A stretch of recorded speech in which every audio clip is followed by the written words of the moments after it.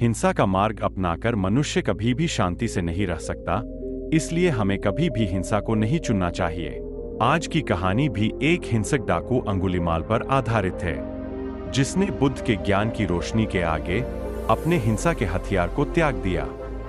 यह बात उन दिनों की है जब मगध राज्य में अंगुलीमाल नामक एक डाकू का खौफ बैठा हुआ था। वह बहुत भयानक था। उसका नाम अंगुलीमाल पड़ने का यह कारण था कि वह जिसको भी मारता था उसकी एक अंगुली काटकर अपने गले में माला बनाकर पहन लेता था। एक बार गौतम बुद्ध जिस मार्ग से जा रहे थे, उसी मार्ग पर वहां अंगुलीमाल डाकू आ गया। अंगुलीमाल बोला, रुको, कहाँ जा रहे हो? गौतम बुद्ध रुके और बोले, मैं तो रुक गया, पर तुम बताओ, तुम कब रुकोगे? अंगुलीमाल बोला, सन्यासी, ऐसी बातें करके तू बच नहीं सकता। बुद्ध बोले, मैं तो यहां से जा ही नहीं रहा, यही खड़ा हूं। अंगुलीमाल बोला, क्या तुझे मुझसे डर नहीं लगता? मैंने कितने लोगों को मारकर उनकी अंगुली काटकर अपने गले में माला पहन रखी है।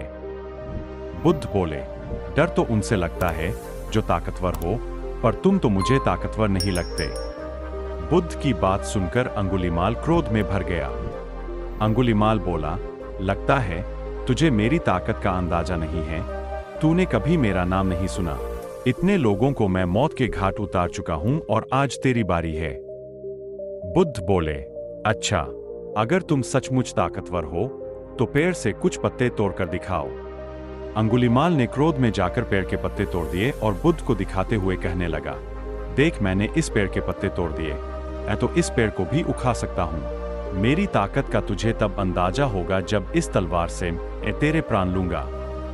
बुद्ध बोले, अब इसी पत्तों को वापस जोड़कर दिखाओ। अंगुलीमाल बोला, मूर्ख, ऐसा कभी संभव है क्या? पत्तों को तोड़ने के बाद भला जोड़ा जा सकता है? बुद्ध बोले, फिर तुम्हारी यह किस प्रकार की ताकत है भीकू? भीकू नाम सुनते ही अंगुलीमाल बोला, तुम्हें मेरा यह नाम कैसे पता चला? बुद्ध बोले, तुम तक्षशिला में एक विद्यार्थी थे, लेकिन कुछ सहपाठियों के दुर्व्यवहार के कारण तुम दिशाहीन हो गए और तुमने यह गलत मार्ग अपना लिया। अंगुलीमाल बोला, सन्यासी, भावनाओं का खेल खेलकर तू बच नहीं सकता। मेरा धर्म बस लोगों की हत्या करना है और मुझे बाकी किसी से भी कुछ लेना देना नहीं है। बुद्ध बोले, तुम लोगों की नहीं, स्वयं की हत्या कर रहे हो। तुम्हें लगता है कि हत्या करने से तुम्हें सुख की प्राप्ति होगी, किंतु हर हत्या के बाद तुम असल में दुखी और अशांत हो रहे हो। अंगुलीमाल बोले, इस नरक भरी जिंदगी ने तो मुझे हत्यारा बना दिया है और अब बस मेरा यही काम है। बुद्ध बोले, नहीं, तुम्हारे भीतर अब भी एक मनुष्य है। वह मनुष्य जो लोगों को मारकर आत्मग्लानि महसूस करता है, लेकिन तुमने उस आत्मग्लानि के ऊपर अपनी झूठी ताकत का चोला ओढ़ रखा है। तुम्हें लगता है कि तुम लोगों की हत्या कर रहे हो, लेकिन वास्तव में तुम रोज अपनी ही आत्मा की हत्या करते हो। लोगों को मारकर भी तुम्हें सुख प्राप्त नहीं होता, इसलिए तुम अपनी ताकत का रोब दिखाकर दूसरों पर अपना हक जमाना चाहते हो। तुम बिल्कुल भी ताकतवर नहीं हो, तुम भीतर से बहुत ही कमजोर और खोखले हो।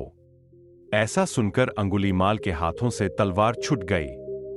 बुद्ध की इन बातों से अंगुलीमाल को ऐसा महसूस हुआ जैसे किसी ने उसकी दुखती रग पर हाथ रख दिया हो। किसी ने उसके हृदय को साफ साफ आईने की तरह उसे दिखा दिया हो। वह अपनी भावनाओं को ना रोक पाया, उसकी आंखों से आंसू बहने लगे।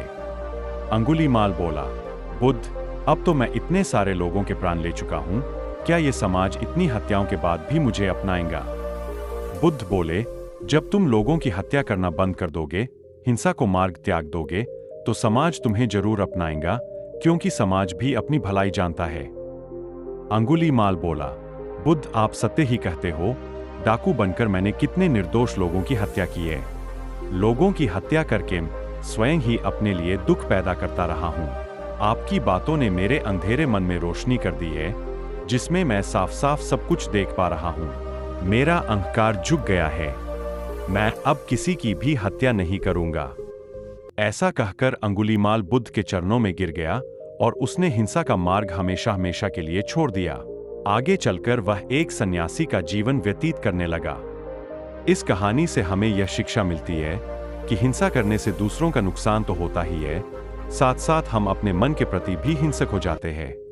हिंसा करके हमारा मन कभी भी संतुष्ट नहीं हो सकता, इसलिए हमें सदैव हिंसा से बचना चाहिए। दोस्तों, अगर आपको ये कहानी अच्छी लगी हो तो कृपया करके आपकी प्यारी चैनल पीसफुल बुद्धा को सब्सक्राइब अवश्य करें, ताकि ऐसी ही सीख देने वाली कहानी हम आप तक पहुंचा सके।